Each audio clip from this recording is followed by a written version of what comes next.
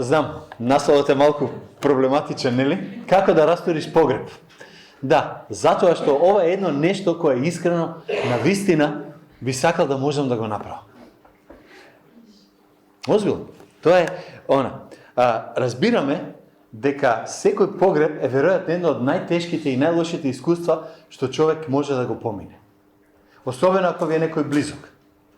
Кој е некој близок, а ние имавме такви ситуации минатата година ке светите сите, тука и во црквата кај нас, тогаш ще е многу тешко.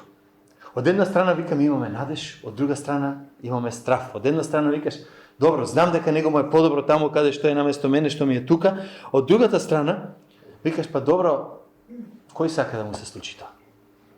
Да, викаме, веруваме, ќе бидеме со Господа цело време. Се тоа супер, ама една од најголемите последици на гревот, ако не и најголемата, е смртта.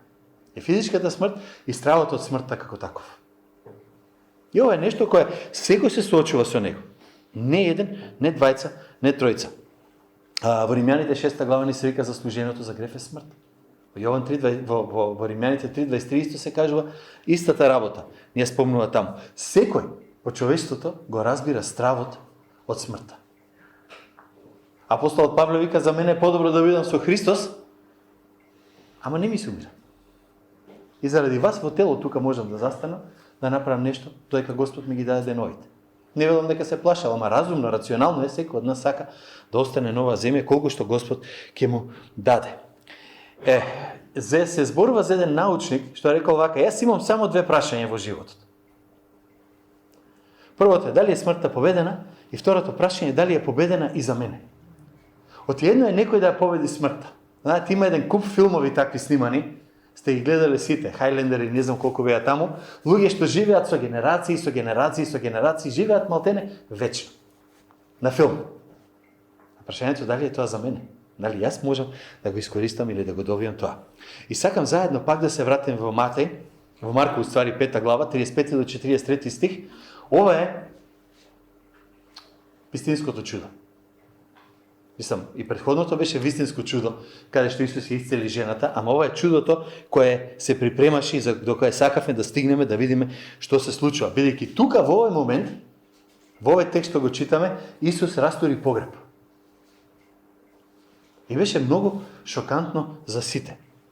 Има неколку работи кои мислам дека ние мораме да научиме за нас. Кои се и какви се. Патем, тој истиот научник што на почетокот вика таму имам две прашања, на крајот доаѓа до заклучок, вика дека всушност вели сите религиозни водачи во светот имаат гроб кој е полн. Само Христос има гроб кој е празен. Во Матеј, Марко, Лука, Јован, Исус насекаде тврди дека има моќ над гревот и над смртта. И над смртта. Во него беше животот, вика Јован. Понатаму, јас сум патот, вистината и животот. Се сеќавате на тие зборови. Јас сум воскресението и животот. Кој верува во мене и да умре, ќе живее. Понатаму вика, бидејќи јас живеам, што? И вие ќе живеете. Или не лаже, или тука има нека стварно сериозна вистина, која треба да ја земеме и за нас денеска.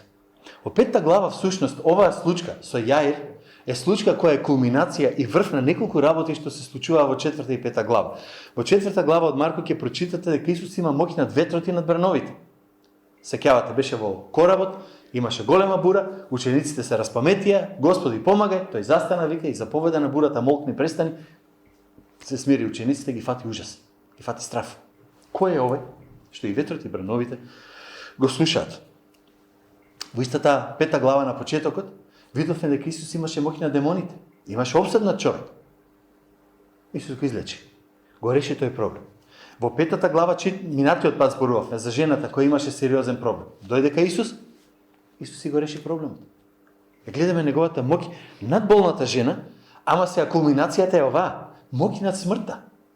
Не беше најдобриот лекар. Не беше најдобриот учител. Не беше најголемиот истерувач. Нели екзорцист. Имаше моќ над врховното нешто, над смртта.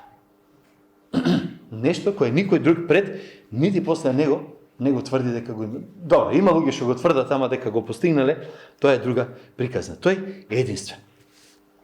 Сакам да ве вратам назад, повторно, на 21 стих. Затоа што Од тука почна цела работа. И тој е текст што го читавме, ако го премине Исус со коработ пак на другата страна, кај него се собра многу народ. И беше покрај морето. И ете, дојде еден од началниците на синагогата по име Јаир, па штом го виде, падна пред нозете негови и усрдно го молеше многу говорејќи, ќерка ми е на умирање, дојди и положи ги рацете над неа, за да оздрави и биде жива. И се бележи. И појде со него, а по него врвеше многу народ и го притискаа. Оно што го видовме минатиот пат за овој човек беше, ја направивме таа паралела, дека имаме човек кој е на висока позиција, кој е ценет, угледен човек во синагогата, човек кој има 12 годишна ќерка и од другата страна жена која е церемонијално валкана, жена која не смее да влезе во синагогата, жена која 12 години, интересно, во пат од истата работа, пати од нешто што го спречува, што го руши животот. И во оваа ситуација, кога ќе дојдете точно на овој момент, си викате и сега ќе продолжи да оди кај човекот чија ќерка беше болна. И тука се случи оној прекин, се сеќавате. Дојде жената, го допре и јавно призна после пред сите дека ево таа имала вера, дошла, се допрела до Исус, Исус ја исцелил.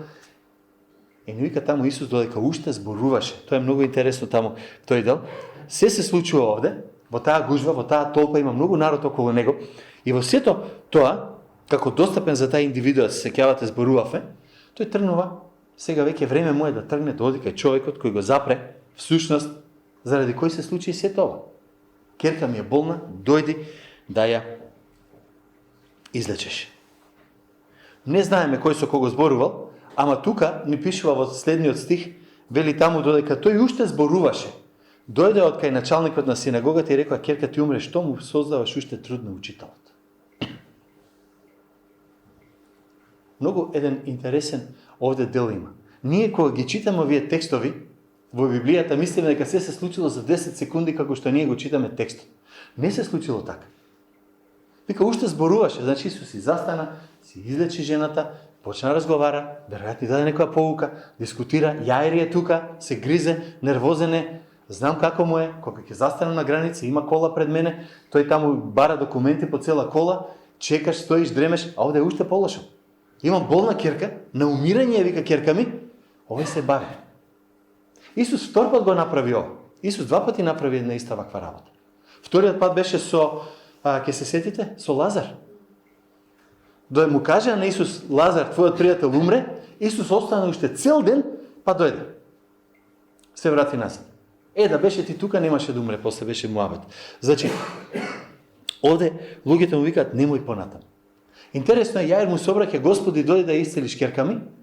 Луѓето што доаѓаат викаат, учителе, не го мачете учител. Човек, не го мачете учител. Може да е добар учител, може да е се, ама од мртви тој не дига.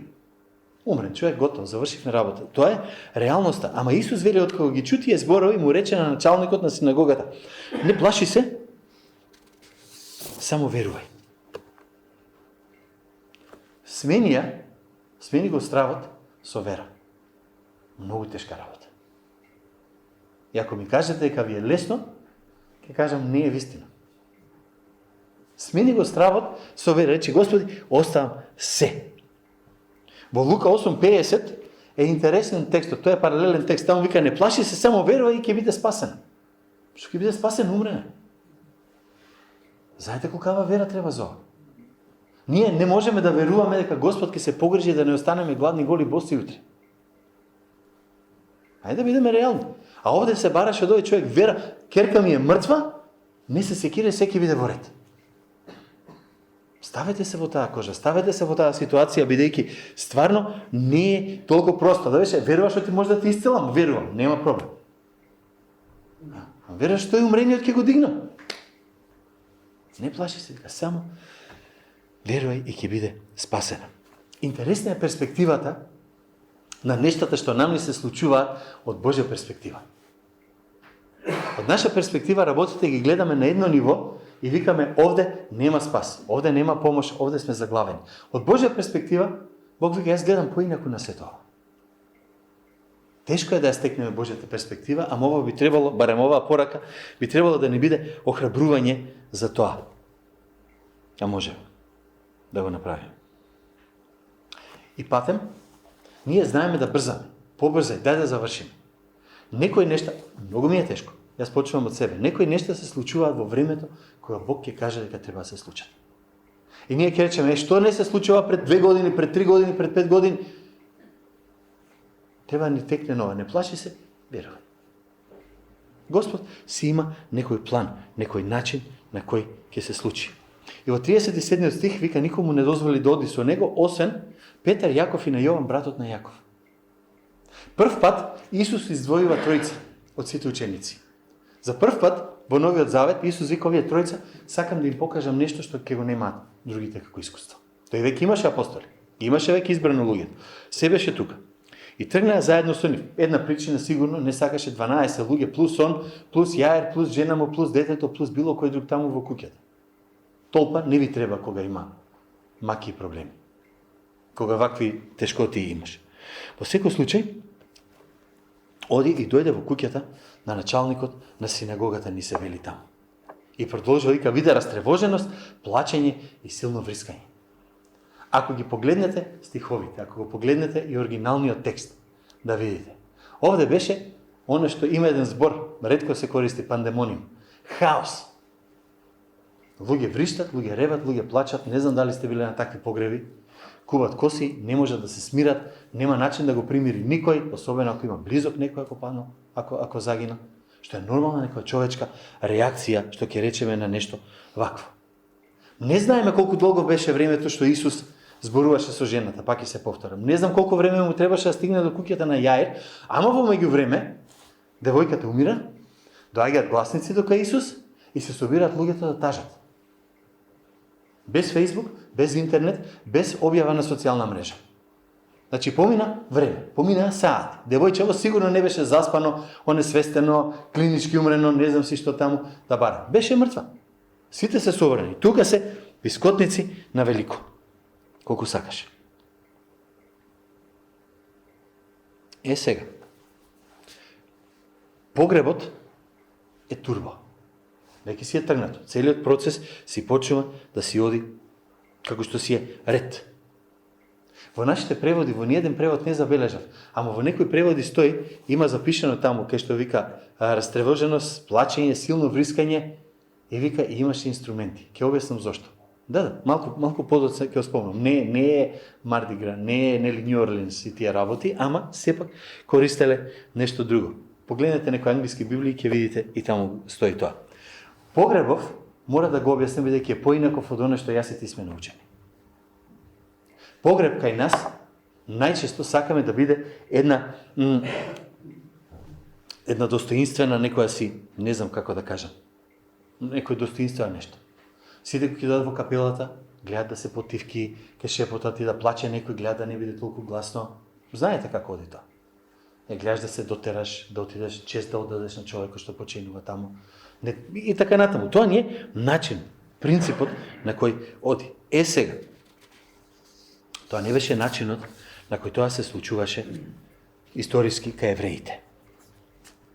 Евреите си имаа неколку обичаи што се сличија нашите. Ама не сосема на тој начин. Сакам да ги сватим.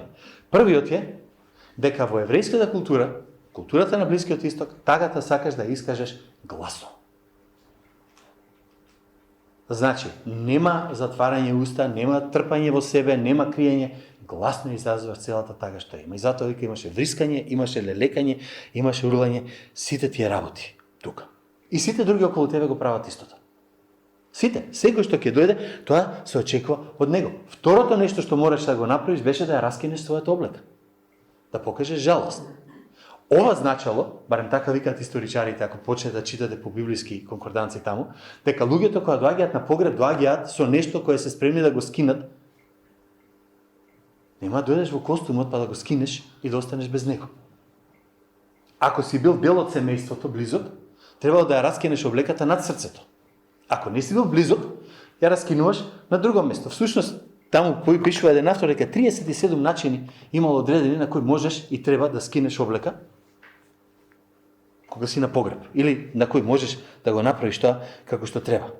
Значи, кога ќе си одел на погреб, не го облекуваш најубавото. Облекуваш нешто што можеш да го скинеш.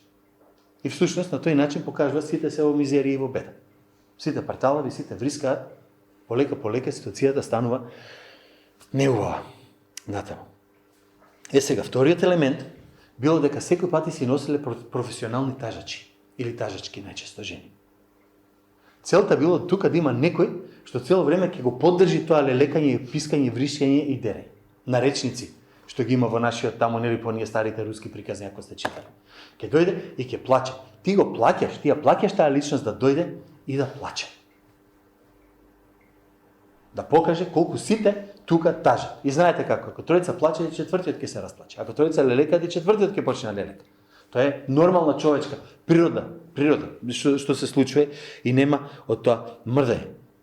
Тука. Агонијата се зголемува. И третото, ќе го забележите, пак ќе речем во некој од англиските преводи го има така преведено, имаше луѓе што свиреа на фрула.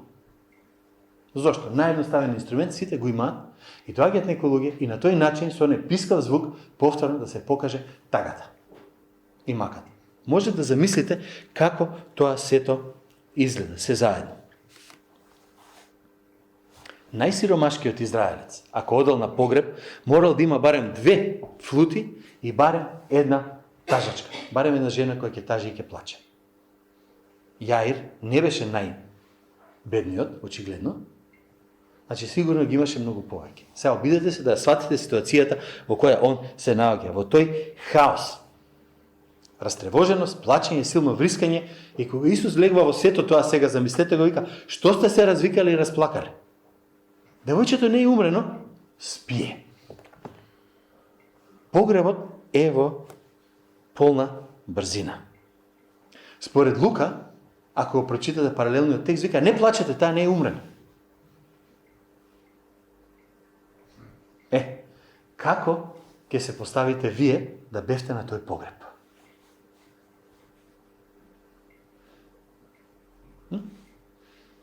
Јас можел да зборувам за татко ми погребот, кога беше кога го водев.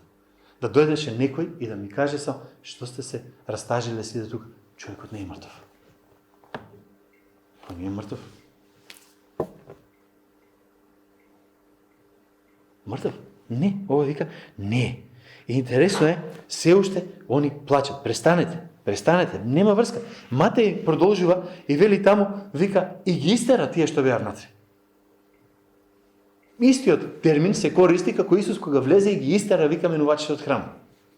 Собра и избрка се, бегайте од тука. Што сте се расплакале, што сте се развикале тука, не е мртво. И во тој момент, сакам едно да запамтите, Исус ја редефинира смртта. Таа веќе не е крај. Не е крај. Ја спореди за прв пат со сон. Не е трајна состојба, привремена е. Некои од вас спијат полесно, некои спијат подлабоко. Јас кога ќе заспам, спијам длабоко. Ако нема нешто што, ако треба да се плашам за нешто или да треба да одам на пат, е поинаку. Ама иначе јас кога ќе легнем, спијам како топ. И не ме интересира дали комшијата дупче со бормашина во 2 сати или 3 сати попладне, апсолутно верувате не ми смета. Сонот за мене е исклучување, ситуација во која јас привремено сум исклучен од се што е околу мене. Христос вика, смртта за верникот е тоа. Привремено исклучување од она што се случува околу тебе.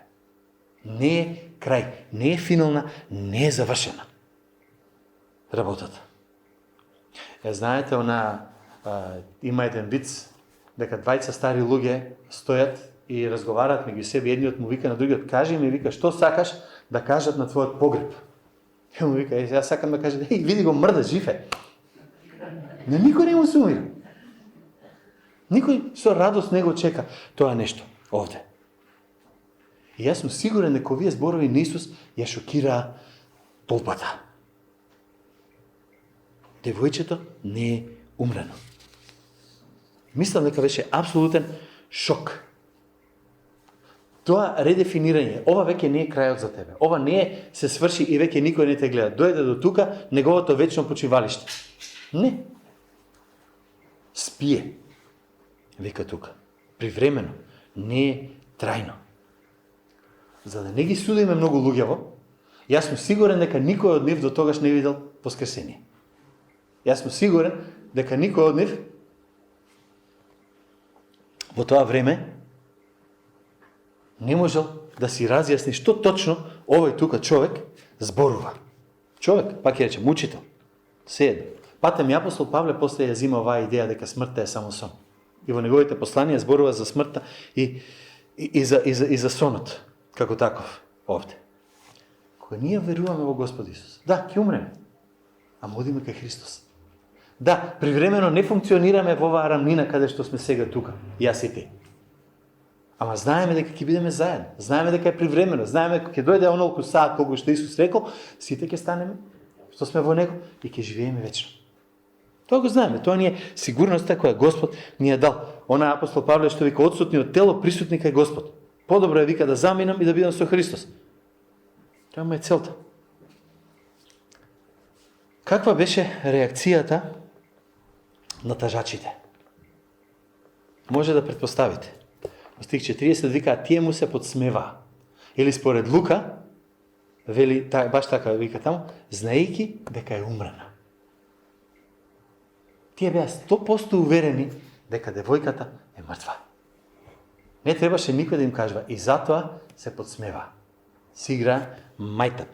Како сакате, кажете. Очигледно е, поминаа саати, пак ќе речем. Не беше минута, не беше 2, не беше 3. Детето е мртво. Е вика, ти ли ќе ни кажеш на нас, професионалци, дека детето е живо? Јас верувам дека тоа беше една од причината зошто ги избрка сите надвор. Исус, интересно е, не реагираше на ова, не проба да им објаснува, чека ти кажам, почекај малку да видиш. Тој пак вика, откако ги истера, така стои во текстот, ги избрка сите надвор,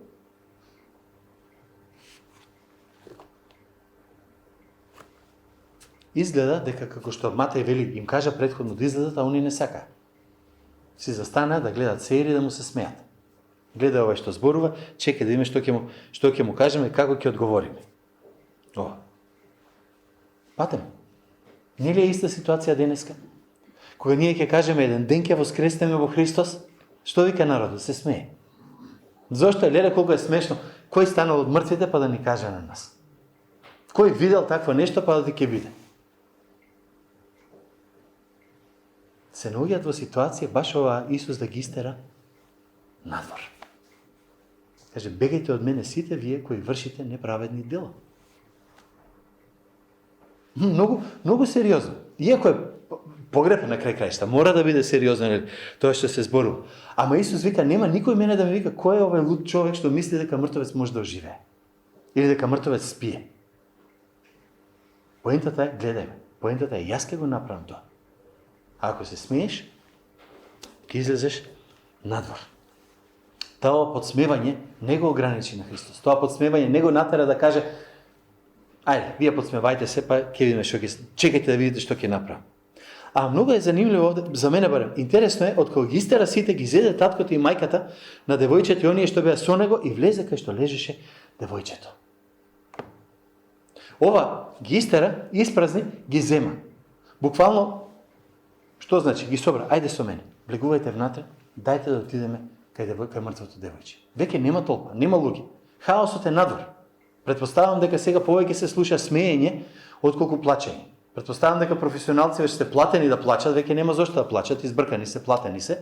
Овие другите му се подсмеваат на Исус, се смеат со него, затоа што као за мртвец вика дека е жив, а Исус е внатре со родителите. И не знам како се чувствувале, ама сигурно не им било лесно. Стојат, тука се со Христос. Од една страна разумот им вика ова е лудост, не се случува. А пак она верата вика, што беше вера? Сеќавате дефиницијата? Како беше? Вера е што? Надеж за она што не се гледа. И сега вика, Христос му рече на Јаир, само верувај. Жена му на Јаир, не знаеме каква е верата. А Исус ги зима двајцата, влегува внатре и внесува Петар, Јаков и Јован и одат во собата кај девојчето. Логиката налага дека веројатно Јаир имал повеќе од една соба, затоа што, ајде, во едната биле, ги носи во другата, тоа не е ни битно, ама повторно го гледаме Исус со каква нежност сега. Прво, реагира со родителите, потоа со самата девојка, односно со мртовецот. И кога ја фати раката на девојчето, рече, талита куми, што значи девојко, тебе ти велам, Стани. Марко е единствениот што ни го дава оригиналот арамејски. Талита куми. Единствен. Зошто го прави тоа? Не знам. Ама буквално значи девојченце стани. Тебе ти велам, ајде станувај. Тука. Некои го преведуваат, еден автор го преведуваше кој јагне моје, ние што би рекле. Има еден автор така вели дека значи текстот. Не знам, ама обично сакаме такви зборови да дадеме за некој што ни е близок, што ни е драг, што ни е мил, нели? Тоа е идејата. Да го охрабриш да направиш нешто за него. Исус зборува на мртовец и тие што стојат околу него чекаат да видат што ќе се случи. Лесно е, имате еден куп луѓе што ќе рече, чекај, ја ќе додам, ќе положам раце. Ама да сте толку уверени дека ќе се случи. Единствениот што може да биде толку сигурен е Бог. Единствениот на кој може сигурно да му верувате дека ќе го направи, тоа е Господ Исус Христос. Затоа што беше Бог. Сите други можат да си најдат некој излаз. И вика тука, и веднаш се поврати нејзиниот дух. И вика, и девојката ода настана и почна да оди. Немаше рехабилитација, немаше ништо, не беше исцелен си и ќе ти дојде исцелението за 2 години, ќе ти пристигне. Немаше такви работи. Цел си, завршен си сега. Тоа го прави само и исклучиво Господ. И ова е многу интересен пристап. Затоа што Исус не рече дајте дигнете ја во раце или било што. И заповеда, си стана и си почна да си ја тера сета нејзина функција како ненормално 12 годишно дете. Родителите предпоставувам дека одлепи од радост. Родителите предпоставам дека не може да се веруваат што се случува. Учениците сигурен сум дека беа шокирани. Јас би бил сигурно шокиран да се случи такво нешто. Овде е веќе страшно. Кој е овој? Прво беше ветрот и брановите што му се покоруваат. Ама не е само ветрот и брановите. Сега самата смрт е решена. И тоа на еден многу интересен личен начин. Сеќавате минатиот пат кога зборува за жената. Зборува за тоа дека жената, кога го доби исцелението, Исус го почувствува тоа. Дека кога Исус прави нешто, не го прави за групата. Го прави за човекот, го прави за конкретниот човек, за конкретниот проблем. Го прави за мене, за Павле, не го прави за некој си таму друг. И тоа не е, во толпата Исус направи нешто и толпата се спаси. Не беше како хранењето, даде храна за сите. Кога беше исцелување, кога е спасение лично, јас, тој, Бог, кој функционира, кој делува, кој работи во мене. Лично. Повторно, истата ситуација ја гледаме тука. Исус можеше оддалеку да излечи. Што беше проблемот за него? Мислите дека не можеше, мораше да ја види да ја допре? Ама ќе го немаше тој личен допир. Ќе го немаше тој личен однос со Јаир, ќе го немаше личниот однос со сопругата негова, со тројцата негови апостоли кои беа со него. Сакаше тоа што ќе го направи. Да влијае на односот меѓу нив. Кога Господ прави чудо за тебе, кога Господ прави чудо за мене, го прави за неговиот однос со тебе и со мене да стане поблизок. Не го прави само, го направи, ти можам оди сум Бог. Тоа би било една генерална милост Божја што ја нарекуваме. Апостол Павле вика, сонцето свети и за арни и за лоши. Дожд паѓа и за безбожници и за тие што веруваат во Господ. Нивата и на тој му раѓа. Тоа е таа општа генерална Божја благодат. Ама кога Бог прави нешто за тебе конкретно, кога Бог прави нешто конкретно за мене, сака да знаеме дека од него.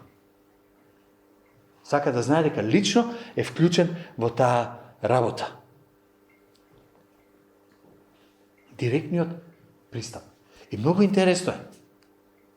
Ова дајте и да јаде е малку чудно, ќе си речете ви, ама сетете се, девојчето беше болно долго време. Беше болна на смрт. Сигурен сум, кога сте болни, дека не сте со огромен апетит. Станува. Јас сум сигурен, пак ја речам, ова е кратко, само кажано, сублимирано. Родителите трчаат по детето. Апостолите не знаат што да кажат. Може би некој од надвор влегол внатре. Не знам што се случува. Ама сите се толку радосни што забораваат на базичната потреба на човекот. Исус вика, дајте и да касне нешто.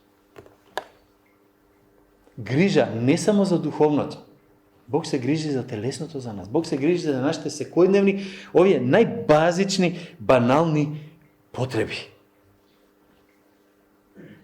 Не заборава на тоа да каже, патем, духовно си здрав, ама ти треба и ова за да бидеш цел сега. Како што на едно друго место Исус им вика на учениците, тргнете се на страна, да одмориме малку. Кога личен допир, кога нешто ќе се случи. Многу нешто нормално. Во тело е, во физичко тело сака нешто да касне, да јаде. Овде. Гледате го 42 стих. И сите се зачудија колку? Многу. Се побрка. Едноставно нема ред. Нема логично објаснување. Во нивниот систем немаше логично објаснување за тоа што се случи. Во мојот систем нема логично објаснување што се случи. Знаете, кога се соочите некој пати со однесување на некој човек и ќе речете, јас не можам да верувам дека тој или таа направи такво нешто. Тоа е малку во однос на ова што се случи тука. Ама уште нешто ќе кажам овде. Секогаш кога Господ вистински действува, има шок во однос на луѓето. Бидејќи кога Господ минува некои работи, ги минува темелни од корен. И ќе речеш, да не беше Господ, ова не може да се случи. Сите ги имаме тие работи кај нас. Сме ги искусиле на ваков или на онаков начин. И интересно е, на крајот вика тој строго им заповеда никој да не разбере за тоа. Да се случи такво чудо во нашата црква, ние мислам дека ќе ги донесеме сите радио ТВ станици. Се ќе собереме на купче и кажеме, гледайте што се случи кај нас. Видете што се случува. Овде вика им заповеда никој да не разбере за тоа. Интересно е дека и на неколку места тука сум запишал во 1 глава, 25 стих, во 7 глава, во 8 глава, во 9 глава. Секаде вели, не кажувајте, не кажувајте, не кажувајте. Освен на едно место, сеќавате, стои обседнатиот што беше во Марко 5 глава, кај што вика, сега оди и кажи на твоите дома што ти направи Господ. А на сите други им вика, немој да зборуваш. Зошто? Не знам. Јас верувам дека верата на Јаир се потврди. Само верувам. Фала ти Господи, живај керкам. Значи, верата ми се исполни. Верата на сопругата него сигурно беше голем. Верата на керката не знам. Сакам да верувам дека сватила што Господ направил за неа. За Петар, Јаков, Јован. Океј. Ама зошто да не ја зголемиме верата на другите? Зошто да не ја засилиме верата на тие што не го виделе тоа? Нема објаснување од Исус. Има, ја сакам 3 ствари да кажам, можеби е вистина, можеби не. Ама тие се 3 алтернативи кои мене ми изгледат логични. Прво, можеби не сакаше толпата да ја запоседне куќата да гледа Сеир. Замислете да изгледаше само Јаир да каже, жива е, тука е. Станеше тепачка. Станеше хаос. Да, тоа знаат сите дека е жива, ама малку по малку, полека, сигурен сум дека така помина тоа. Можно е, Исус го направи тоа бидејќи знаеше дека толпата има месијански очекувања. Очекува да го направат цар, се сеќавате од кога го нахранија, од кога нахрани 5000 луѓе, што се случи? Вика и сака да го фатат да го зацарат. Поентата беше дај да направиме нешто што нас не одговара. Ќе ставиме цар, ќе не рани, ќе не пои, супер ќе ни биде на нас. А не беше дојдено неговото време. Тоа не беше неговото време. Можеби не сакаше да се заселат напорите на фарисеите, на книжниците, на садукеите кои беа решиле да го убијат во нивно време, а тој сакаше да умре, ама во своето време. Во определеното време, кога тој требаше тоа да го направи заради татком. Според волјата на татком. Може би е се тоа. Ама, јас мислам дека има една последна причина, што мислам дека ми е најреално. Не беше време за она што го нарекуваме Евангел или Евангелие. Не беше време да се споделува пораката за Христос. Беше време да се слуша пораката на Христос. Зошто? Бидејќи до овој момент, се што имаат израелците, се што имаат учениците, се знаци и чуда и поуки кои Христос ги прави и ги дава, ама дел од тие знаци и чуда се случува и во Стариот Завет. Исус смири бура, Бог го раздвои Црвеното море. Сеќавате. Исус исцели некој, го воскресна од мртвите и во Стариот Завет имаше воскресение на мртвите. Ке ви текне. Еден пророк го направи тоа. Таму. Значи, за хранење, Бог им даде мана во пустињата, ги нахрани, пак беше чудотворна храна и сите работи. Значи, ако останеше до тука и ако тргне да раскажуваат само за ова, ќе останеа ништо повеќе отколку самиот единствен Стар Завет. Евангел, иначе, грчкиот збор за Евангелие доаѓа од радосна вест. Ние викаме радосна вест заради Христос денеска. Ама иначе се користела за многу ствари. Кога ќе кронисале цар во Римската империја, писмото што доаѓало во Грција пишувало имаме Евангел за вас. Имаме радосна вест, нов цар имате. Блазесија, нов е покорил, ама поентата е, тоа беше радосна вест. Ние после Новиот Завет, реално започнуваме да зборуваме за Евангелион, за Евангелие, како за радосна вест за спасение, која е прокламација уствари или зборување за Господ Исус Христос. Да, Исус правеше чуда, да, правеше многу други работи, ама требаше да биде повеќе од тоа. Да биде единствениот, да биде светиот, да биде Синот Божи. А за да ја сватиме таа поука, мораше да се случи крстот. И затоа Исус бранеше, не зборувајте, а пак имаше толку по него оде. Луѓето не можеа да не кажат. Ама целта беше, целата порака ја немате. Тоа верувам. После крстот, после смртта, после воскресението, патем речено повторно, првиот што посведочи за него беше неевреј. Ова мора да бил Синот Божи. Тој што беше до крстот, стотникот. Тој е првиот што сведочи, ова е Бог. Не некој друг, не некој трет. Ова е нешто неверојатно. Ова е откупителот. Кога е сега дури, после смртта, после воскресението, имаме целата приказна, не ќе приказна да користам, расказ за Христос. Од раѓањето, до чудата, до се што правеше, до смртта и воскресението за мојот и за твојот грев. Без тоа, Христос не е цел. Без тоа, ние немаме целата приказна, не можеме да им кажеме на луѓето за тоа кој беше Христос. И јас верувам, затоа тој вика, стој, чекај. И апостол Павле што вика во 1 Коринќаните 2:2, бидејќи бев решил да не знам меѓу вас ништо друго, освен Исус Христос, вика, и кој? Распнатиот. Се што знам за него е заедно со смртта и со воскресението. Ние сме од оваа страна на крстот. Ние имаме целата евангелска порака. Треба да сме благодарни за неа. Ти и јас нема да расториме погреб. Ама Бог може. Ти и јас нема да бидеме присутни можда на таков погреб, како што Христос го растори, ама го растори за мене и за тебе, мојот погреб и твојот погреб. Веќе реално, веќе ние викаме, не умираме, спиеме, дека Господ не дигне и не земе кај него. И тоа е надежта на христијанството, од која нема бегање. Затоа што тој го направи тоа, го покаже и на друг, го покаже и на себе, и затоа имаме таа сигурност. Амин.